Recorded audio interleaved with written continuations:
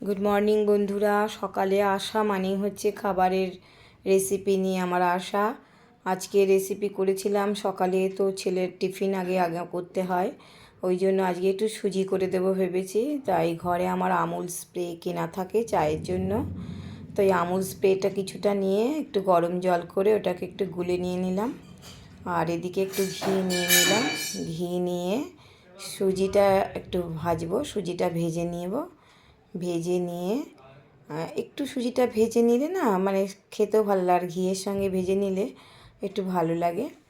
তাই সুজি আর একটু কাজু কিশমিশ রয়েছে, কাজু দিয়ে কিশমিশ দিয়ে আর দুধ দিয়ে একটু সুজি করে দিলে ওরা খুব ভালো খায়।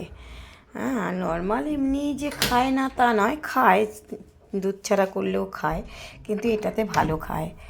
আর আমি সুজি করার সময় না সুজিটা একটু ভেজে নেওয়ার পরই চিনিটা দিয়ে দিই। চিনিটা পরে, জল দেওয়ার পরে দিই না, চিনিটা দিয়ে দিই।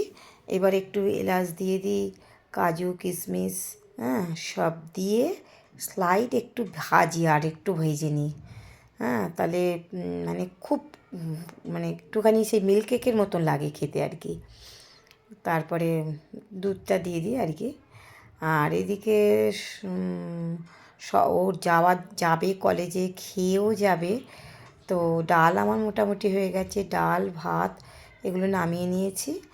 আর একটু বেগুন ভাজা আর কালকের তরকারিগুলোও রয়েছে, কিন্তু কালকের তরকারি রয়েছে খাবে, আবার দুপুরে কি খাবে, যা তরকারি আছে হবে না, ওই জন্য আমাকে আবার একটু সয়াবিন করতে হলো।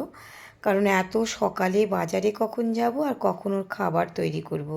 তাই ঘরে আমার সয়াবিন ছিল, একটু সয়াবিনের তরকারি করে ফেললাম। আর আজকে আমার এক জায়গায় যাওয়ারও রয়েছে, এই সয়াবিন করব বলে আগে আলুগুলো কেটে একটু এক পাশে ভাজা করতে দিয়ে দিয়েছিলাম, আর এক পাশে টমেটোটাও একটু দিয়ে দিয়েছিলাম, যাতে ভাজাও হবে নরমও হয়ে যাবে। আর আদা, জিরে, গোলমরিচ, ধনে, কাঁচা লঙ্কা এগুলো একটু বেটে নিলাম। হ্যাঁ, একটু বেটে নিয়ে দিয়ে দিলাম, একটু কষিয়ে নেব।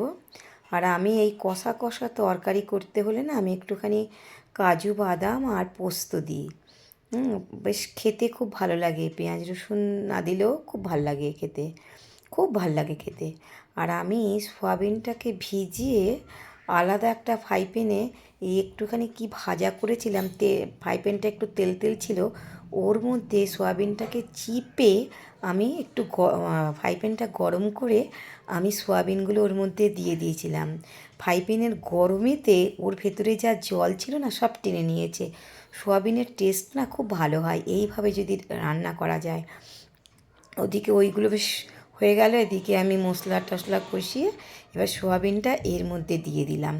হ্যাঁ, দিয়ে হলুদ লঙ্কা যা যা লাগে দিয়ে ভালো করে ওটা নেড়ে কষিয়ে নিলে পরে নামাবার সময় একটুখানি আমি ওই ওই এলাচ, গরম মশলা সব বেটে রেখেছি পাশে, ওটাও দিয়ে দেবো, আর একটু ঘি দেবো। হ্যাঁ, আর রুটি তো এদিকে করব, রুটিও করব, আর এদিকে চাটনি একটু করব, কারণ আমার বাবা না এই পেঁয়াজ ভেজে লঙ্কা দিয়ে আলু ভাতে দিয়ে খেতে উনি খুব পছন্দ করেন। আর একটু চাটনি, এই দুটো হলে না ওনার খুব প্রিয়, অত মাছ মাংস না দিলেও কোনো কিছু নয়। হ্যাঁ, আর আমি এই চাটনি আর ডালের ফোড়নের জন্য আমি ওই আলু যখন ভেজেছিলাম পাশে একটুখানি এই ফোড়নগুলো দিয়ে রেখেছিলাম, যাতে এই ফোড়নগুলো একটু ভাজা ভাজা হয়ে যায়। ওই কিছুটা ফোড়ন ডালে দিয়ে দিয়েছি, আর কিছুটা ফোড়ন রয়েছে এটা এখন চাটনির মধ্যে দিয়ে দিলাম। এবার একটু লঙ্কা নুন দিয়ে দেবো, একটু হলুদ দিয়ে একটু চাপা দিয়ে রাখবো, কারণ চাটনি এই টমেটোগুলোর জলগুলো বেশ শুকিয়ে গেলে বেশ ভালো লাগে। ওই রকম খেতে উনি খুব ভালোবাসেন, মানে টমেটোতে বেশ জল থাকবে না। হ্যাঁ, বেশ, তারপরে চিনি দেওয়ার পরে আর জল দিলে অতটা ভালো লাগে না। এদিকে সয়াবিন তো মোটামুটি হয়ে গেছে, একটু গরম মশলা ঘি দিয়ে দিলাম, হয়ে গেল আজকের মতো রান্না আমার কমপ্লিট। টাটা।